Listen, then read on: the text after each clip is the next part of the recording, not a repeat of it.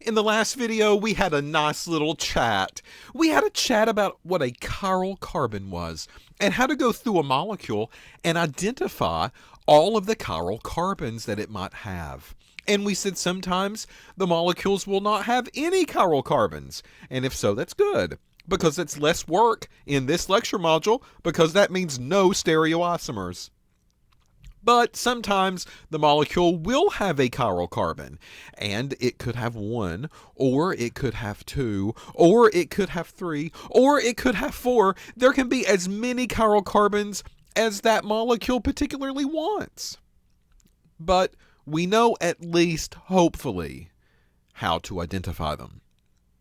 If we can't identify the chiral carbons, there's no sense in going further in the lecture, because you have to be able to do this first before we go on with the next lecture topic. All right, so what's next? If you feel good about picking out a chiral carbon, then we go on. And here's your test. Draw the structure for 2-bromobutane and identify any chiral carbons that might be in the molecule. Okay, so it looks like they're wrapping a little bit of alkene lecture module up with me. Butane, but means 4. 1, 2, 3, 4. 2-bromo. On that second carbon, I've got a bromo, folks. There we go. Okay, so I've just drawn the simplified structure of 2-bromobutane. You want skeletal? I give you skeletal. 1, 2, 3, 4, and then here we have a bromo group. There you go. That's all there is to that. But we have to identify a chiral carbon if there is one. I mean, that was kind of part A to the question.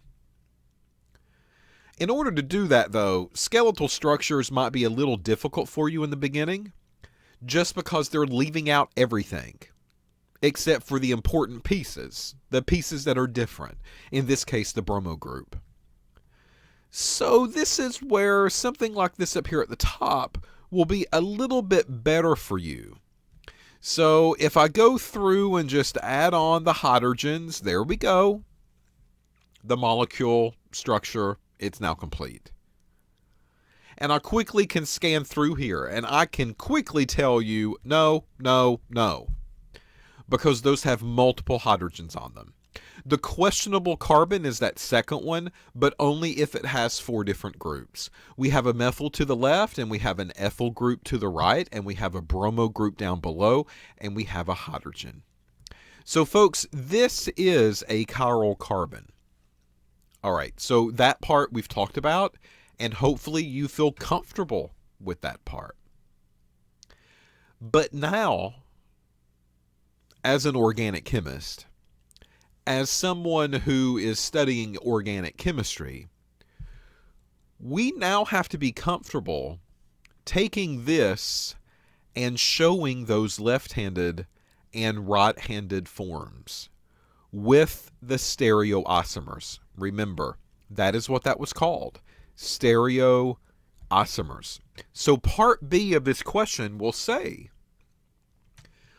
if you pick out the chiral carbons and you determine that there is one, now draw the stereoisomers that are associated with that chiral carbon.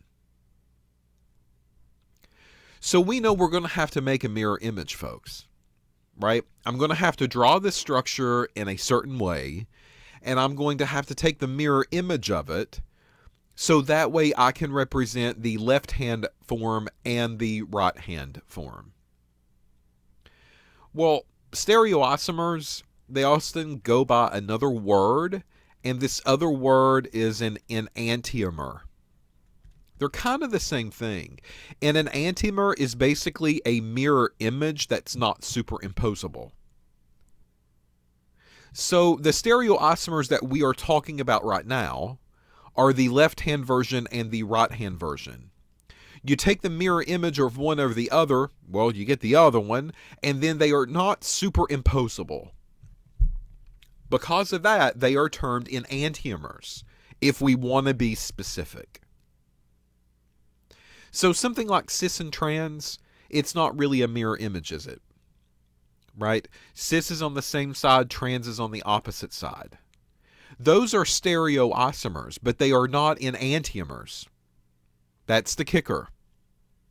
So enantiomers, they really only refer to mirror image. And this is where we're talking about left hand and right hand. Now, once again, I've not given you the proper lingo for left hand and right hand yet, but that's soon to come. So we're going to have to learn how to draw these. There's two ways to do it. The first way to draw the stereoisomers, aka enantiomers in this case, is going to be through the use of what we call a perspective formula. And then when we feel good about that, we're going to switch modes and we're going to talk about a Fischer projection. So two ways. The reason that we have two ways is because of biologists. Okay, I'm blaming them. Biologists were not happy with perspective formulas. They said, no, I don't like it. We're going to do our own way because we're better. Okay, whatever. If that's what you want to do, go do it. So they kind of came up with this Fischer projection idea, and this is what they traditionally use. And people in biochemistry, people in biotechnology, they also gravitate toward those Fischer projections because they're so used in seeing them. And they really believe that they're easier. So we'll take a look at both, just so we can keep the biologists of the house very happy, like we want to pay attention to them and like we want them to feel important. So we'll take a look at perspective. This is where we'll put our focus, and then we'll introduce Fischer, and we'll do a couple of examples of those as well. You might like those better, and you might hate them. I just don't know, and you won't know until you actually see your first examples. So let's take this 2-bromobutane.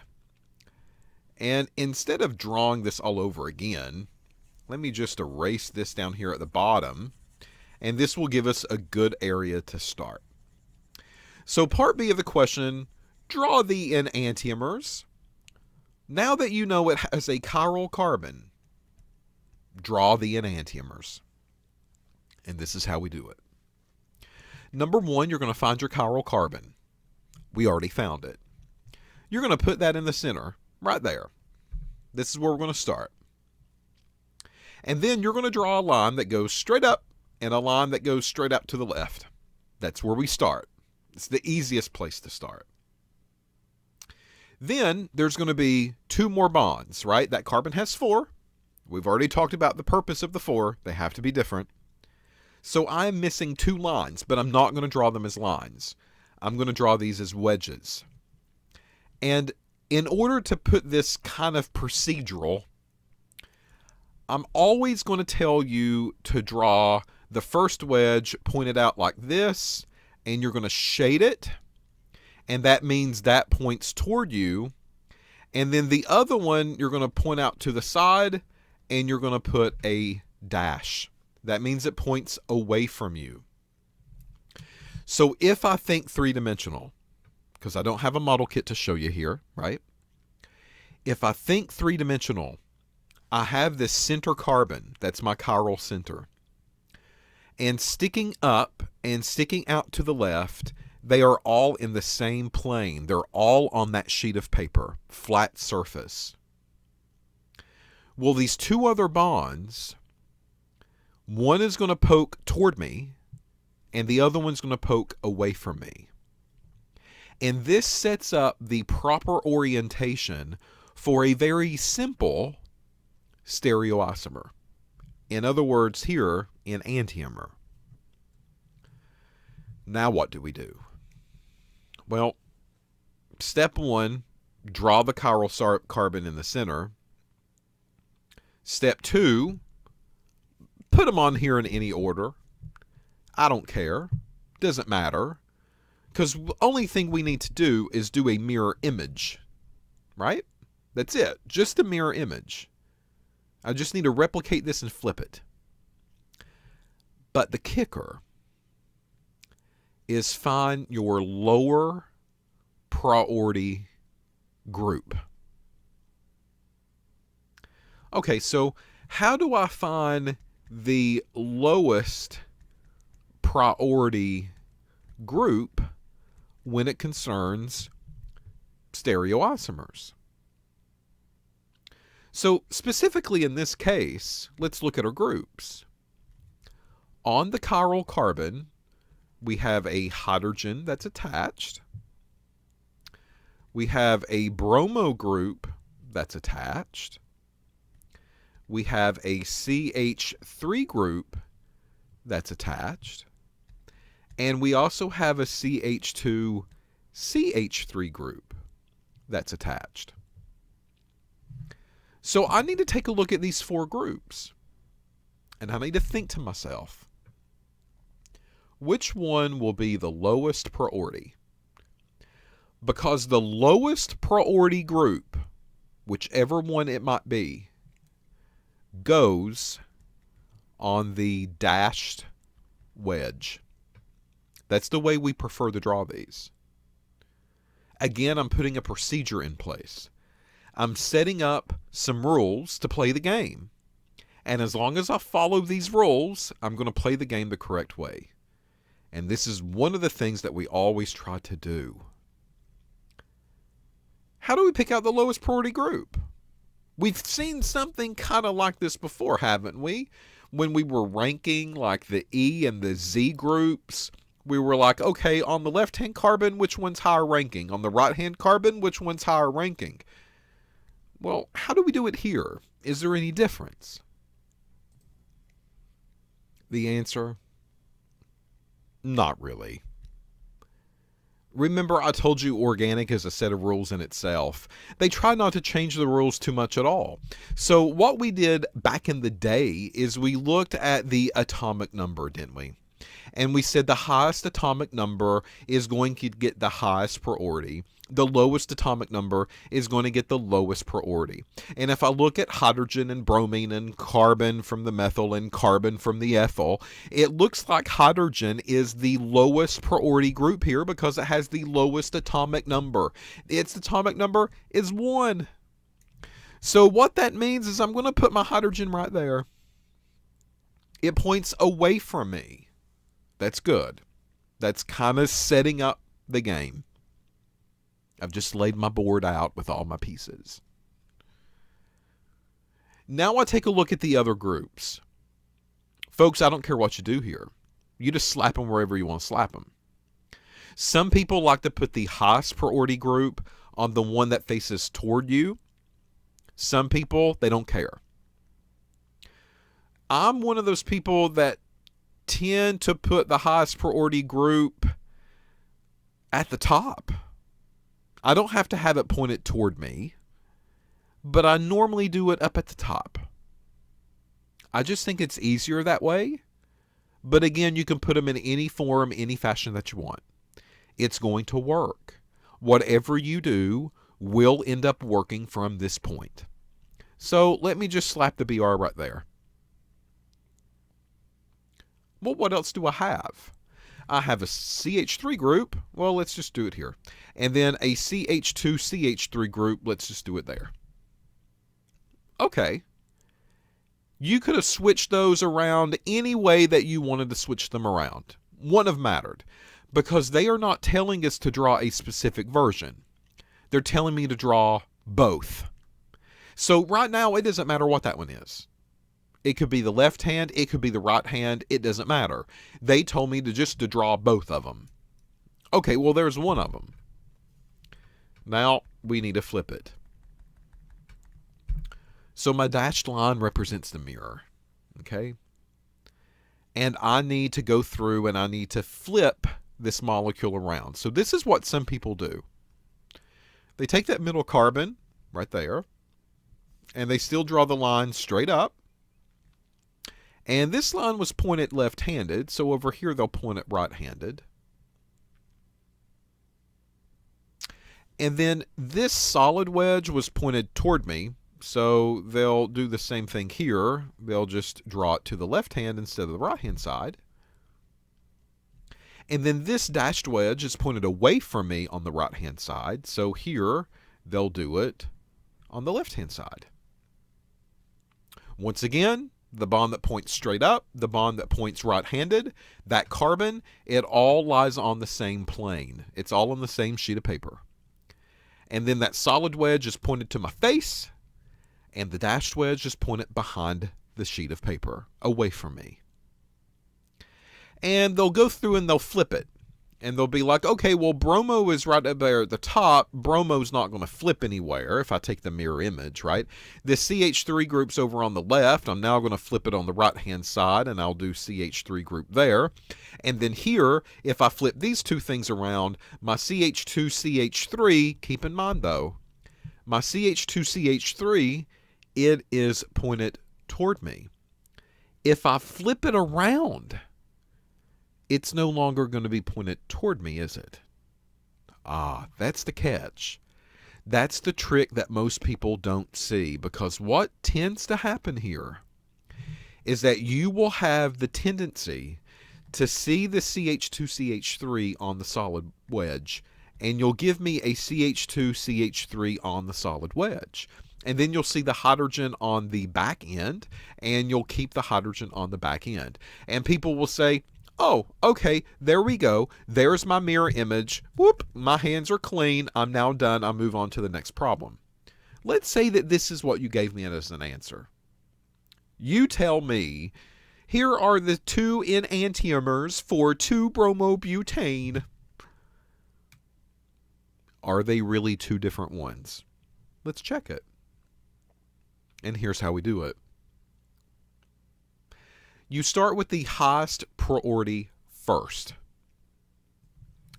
The highest priority is right up here at the very top, highest atomic number, right? So the highest atomic number, ranked number 1. Hydrogen pushed to the back. I don't even consider it. Don't even worry with it. What's my next highest priority? Well, there's a carbon here and the carbon there. It's a tie. So then this one runs out and this one gets another carbon. So this would be ranked as number 2, and then this one would be ranked as number 3. And what I want you to do here is I want you to draw an arrow. Start at number 1. Number 1 is right there. Number 1 goes to number 2 this way. Number 2 goes to number 3 this way. And then if we want it just to complete the circle, this is the orientation that that circle will go in. Does it point to your left hand, or do the arrows point towards your right hand? They go clockwise, don't they? They go clockwise, and the arrowheads point toward your right hand. So this is a right-handed molecule. That is how we determine the stereochemistry of that chiral carbon. That's what we do. What about the one to the right-hand side, the mirror image that we just did? Well, let's check it. Here's my bromo group. There's number 1. My ethyl group was number 2. And then my methyl group was number 3. If I did the arrows here, spot number 1 goes to spot number 2, spot number 2 goes to spot number 3, spot number 3 goes back to spot number 1. This is counterclockwise, right? So this orientation is clockwise. It goes around just like a clock does, minute hand, hour, seconds, whatever. And this goes backward. This is counterclockwise. Up here at the top, which is where I really like to put my high priority groups, this arrow points to my left hand, doesn't it? On the left side. Therefore, this is the left-handed molecule.